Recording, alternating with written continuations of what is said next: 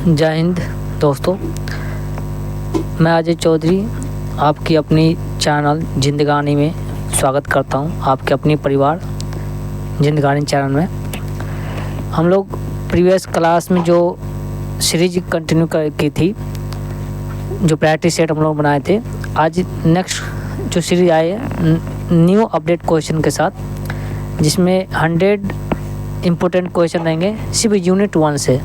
आपको fundamental library science के unit 1 से ही आपका जो है जितने भी क्वेश्चन रहेंगे 100 क्वेश्चन इम्पोर्टेंट क्वेश्चन इसमें आपको दिया गया है। इसको हम लोग डिस्कस करते हैं, क्योंकि हम लोग दिनों से कंटिन्यू जो क्वेश्चन इम्पोर्टेंट क्वेश्चन का रिवीजन कर रहे थे। आज फिर से जो मैंने काफ़ी टाइम देने के बाद फिर से अच्छे क्वेश्चनों का सिलेक्ट किया है, क्योंकि मैं भी आप लोगों जैसे तैयारी करता हूं, तो मैं सोचता हूं कि मेरे साथ साथ आप लोगों का भी तैयारी हो जाए और मेरा भी तैयार हो जाए। तो इसके लिए आगे बढ़ते हैं कि जो नया इम्पोर्टेंट क्वेश्चन के साथ।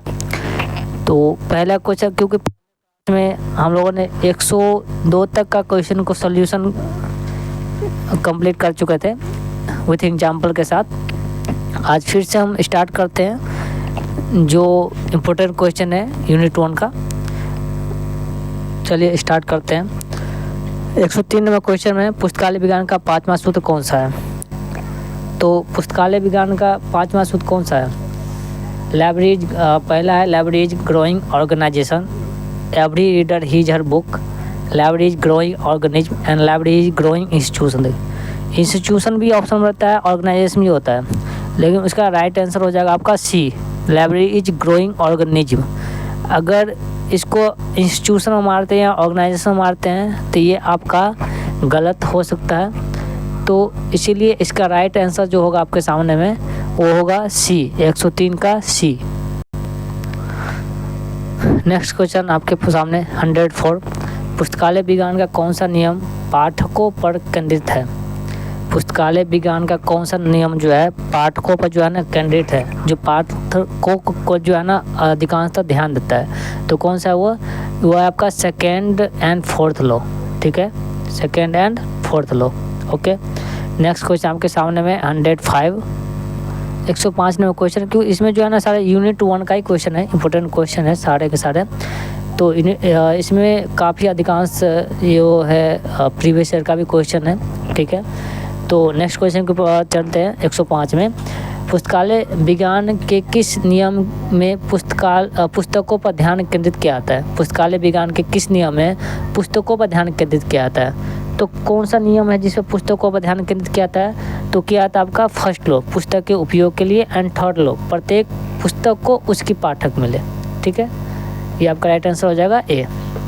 नेक्स्ट क्वेश्चन आपके सामने 106, पुस्तकालय विज्ञान का कौन सा नियम पुस्तकालय के स्थान, फर्नीचर और उचित प्रकाश व्यवस्था पर जोर देता है? पुस्तकालय विज्ञान का जो कौन सा नियम है जिसमें स्थान है, फर्नीचर है और उचित जो लाइट है ना उस पर आपका व्यवस्था पर ध्यान देता है। ठीक है, तो कौन सा है वो है आपका फर्स्ट लॉ। कौन सा है? First law. फर्स्ट लॉ में ही आपका जो है लाइब्रेरी की लोकेशन, लाइब्रेरी की आवर, लाइब्रेरी की स्टाफ और रेगुलेशन उसमें आ जाते हैं। ठीक है, और फर्नीचर भी आते हैं। ठीक है, नेक्स्ट क्वेश्चन आपके सामने में 107, पुस्तकालय विज्ञान का कौन सा सूत्र पुस्तकालय अधिनियम पर जोर देता है? अधिनियम मतलब होता है कि एक्ट, जो रूल्स होता है। ठीक है, तो कौन सा आता है आपका सेकेंड लॉ। कौन सा?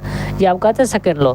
क्यों? क्योंकि जब हम पढ़ते हैं इसमें आपका ऑब्लिगेशन ऑफ जो state, obligation of library authority, obligation of staff, obligation of जो रीडर, उस सब को जब पढ़ते हैं तो ऑब्लिगेशन ऑफ स्टेट जो आती है ना उसमें ही आपका जो है इंटर लाइब्रेरी लोन भी आता है, अधिनियम उसी में आ जाता है। ठीक है, तो इसका राइट आंसर कौन सा हो जाएगा आपका डी। ओके, 108, नेक्स्ट क्वेश्चन 108, पुस्तकालय विज्ञान का कौन सा नियम पुस्तकालय के घंटे समय खुलने और बंद होने पर जोर देता है? जो पुस्तकालय का जो खुलने और बंद होने का जो नियम किस पे देता है आपका, तो कौन सा है वो आपका? ये फर्स्ट लॉ। कौन सा? फर्स्ट लॉ पे जाता है। ठीक है, क्योंकि फर्स्ट लॉ में ही आपका जो है लाइब्रेरी आवर भी देता है, जो कितने बजे से कितने बजे खुलना चाहिए, 8 बजे से लेकर रात के 8 बजे तक खुलना चाहिए, किस समय में खुलना चाहिए। ठीक है, तो इन सब चीज़ों पे फोकस करता है। ठीक है, नेक्स्ट क्वेश्चन आपके सामने में 109 में आपका है कि पुस्तकालय विज्ञान का कौन सा नियम पुस्तकालय कर्मचारियों के पाठकों के दायित्व के बारे में बात करता है। ठीक है, ये पाठकों के दायित्व के बारे में जो है ना पूछ रहा है। ठीक है, जो कर्मचारी पुस्तकालय में काम कर रहे हैं उनको पाठकों के दायित्व के बारे में क्या बात करते हैं उनके बारे में पूछा। कौन सा नियम ऐसा बता रहा है इसमें, तो वो नियम कौन सा बता रहा है, तो आपको बता रहा है सेकेंड लॉ। कौन सा नियम, second law. Okay, next question आपके सामने में 110, पुस्तकालय विज्ञान का कौन सा नियम पुस्तक चयन से संबंधित है। बुक सिलेक्शन, बुक सिलेक्शन जो है ना किससे संबंधित है, तो किससे है, कौन सा नियम से है, तो है आपका सेकेंड लॉ से। देखिए बुक सिलेक्शन का जो है ना रूल्स, 4 रूल्स दिया गया था किसके द्वारा, तो फर्स्ट लॉ दिया गया था। पहला जो नियम था वो आपका मेलविन डेवी के द्वारा दिया गया था, F.W. ड्यूरी के द्वारा दिया गया था, मैककैल्विन के द्वारा दिया गया था और रंगनाथन के द्वारा दिया गया था। मेलविन डेवी ने बताया था कि आप कम दामों वाली पुस्तक के लिए, मतलब अगर 2000 की आपके पास टोटल रुपए है कि आपको 2000 में जो है ना मैक्सिमम बुक खरीदना है जो पाठकों के लिए यूज हो सके। ठीक है, कम दाम वाले मैक्सिमम बुक खरीद सकते हैं आप, जितना से जितना 2000 में खरीद सकते हैं। ठीक है, उसके बाद F.W. ड्यूरी ने बताया था कि डिमांड एंड सप्लाई, जब स्टूडेंट का जिस समय डिमांड हो उस समय सप्लाई हो, उस समय F.W. ड्यूरी ने बताया था। मैककैल्विन ने बताया था कि राइट यूजर को राइट टाइम पर पुस्तक पहुंचना ही बुक सिलेक्शन में आता है। और ऐसा रंगनाथन ने बताया कि उसका जो फर्स्ट 3 लॉ जो था आपका लाइब्रेरी साइंस का, उसने जो है ये बुक सिलेक्शन में ही दिया गया था।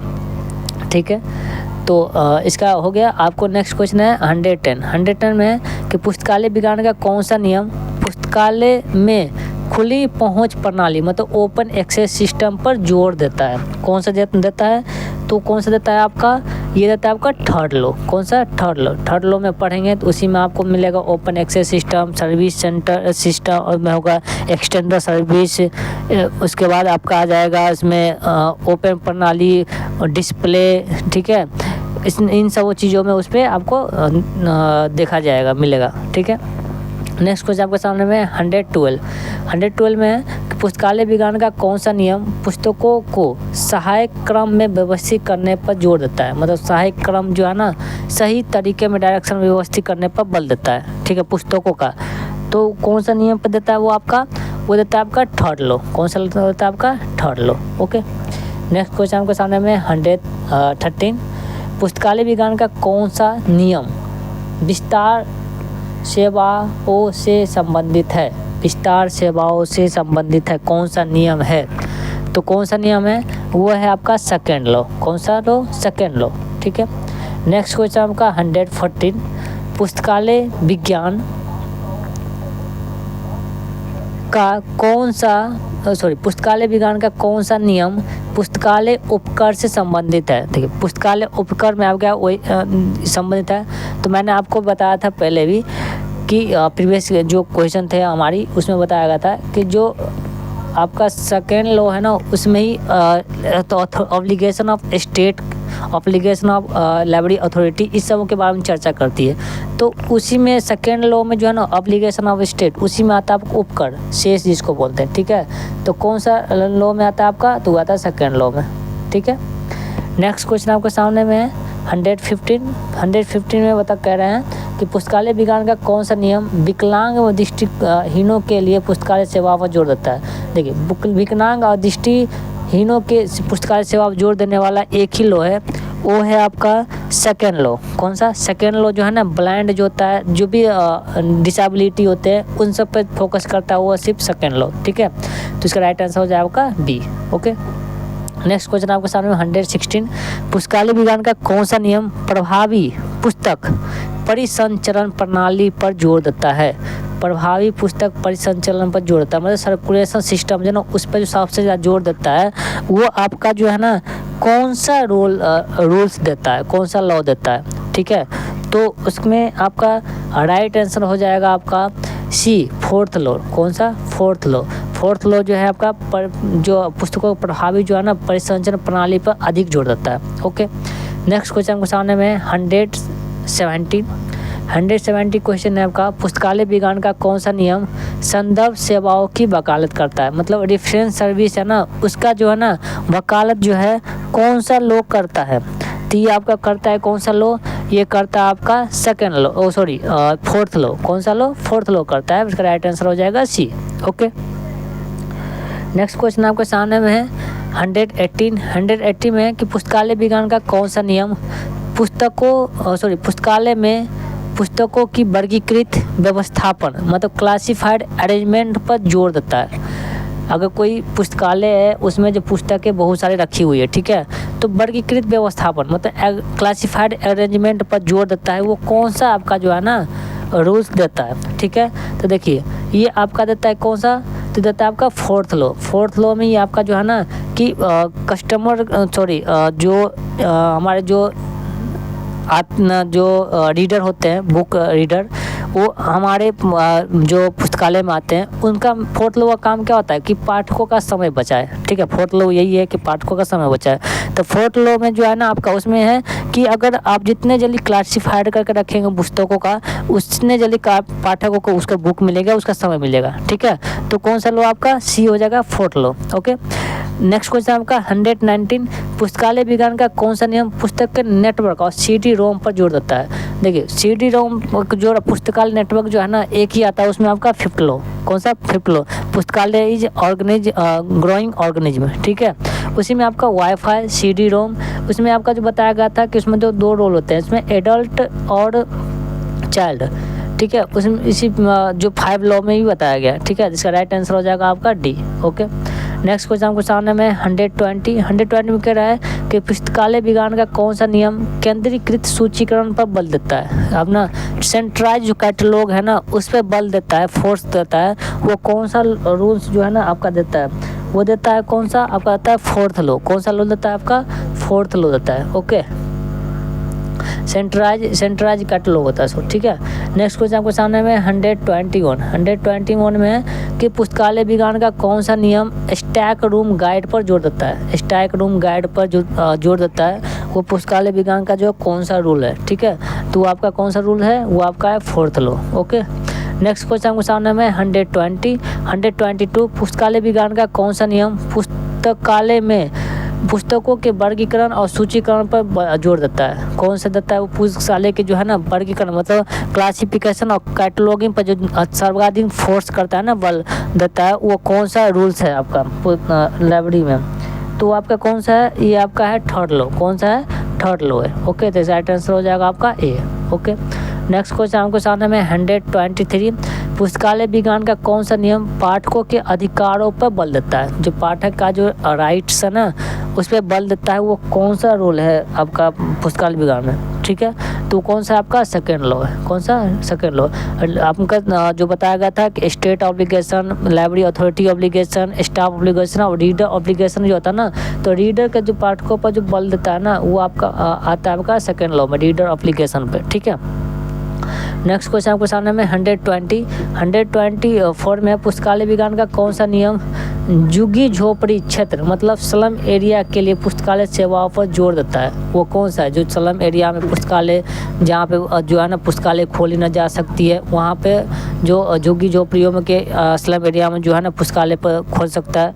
तो वो कौन सा जो आपका बल देता है? तो आप देता है आपका सेकेंड लॉ। कौन सा लॉ? सेकेंड लॉ देता है, ठीक है, कि प्रत्येक पाठक को उसकी पुस्तक मिले। ओके, नेक्स्ट क्वेश्चन आपके सामने में है एक पुस्तकालय के लिए त्रिमूर्ति घटक क्या है। त्रिमूर्ति डॉक्टर S.R. रंगनाथन जब लंदन से लौट कर जब आई थी, जब उसने पुस्तकालय विज्ञान के काम पर लेखन पर जो काम किया था, तो 1925 में उसने एक अवधारणा दी थी। क्या दी थी? अवधारणा दी थी। क्या थी अवधारणा? उसका त्रिमूर्ति थी।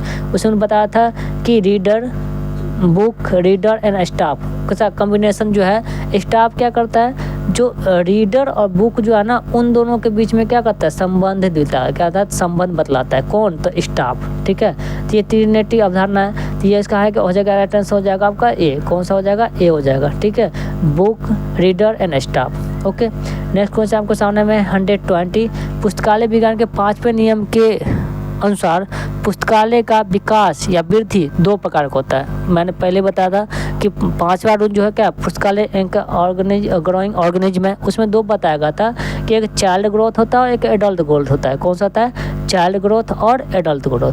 ओके, नेक्स्ट क्वेश्चन आपके सामने में 127 कर रहा है कि बाल विकास से तात्पर्य मतलब जो चाइल्ड ग्रोथ है ना उस विकास से जो स्पष्ट रूप से दिखाई देता है, जैसे क्या दिखाई देता है, तो देखिए बिल्डिंग का कंस्ट्रक्शन जो होता है ना वो चाइल्ड का ही ग्रोथ जैसे होता है, ठीक है। जिस प्रकार बच्चे का ग्रोथ धीरे धीरे आता है ना, तो बिल्डिंग का कंस्ट्रक्शन होता है वो भी क्या होता है, धीरे धीरे ही आगे की ओर भागता है, ठीक है।